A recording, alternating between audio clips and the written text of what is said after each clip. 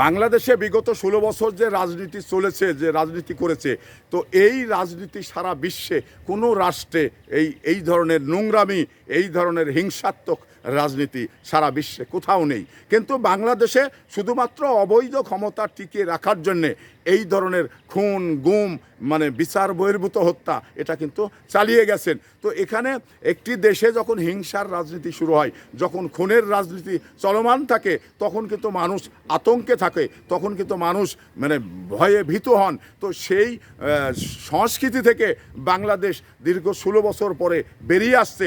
তো এই বাংলাদেশ এখন মানে খুনের রাজনীতি আগামীতে আর হবে না, কারণ এখানে উন্নয়নের রাজনীতি হবে এবং মানুষের ভাগ্য পরিবর্তনের রাজনীতি হবে। তো এখানে আওয়ামী লীগ যে খুনের রাজনীতি করেছে এটা কিন্তু বিএনপি এটা কখনো পছন্দ করে না, কারণ বিএনপি একটি জিনিস মনে করে যে আমরা মানুষের উন্নয়ন করেই মানুষের সিম্পেথি নিতে চাই।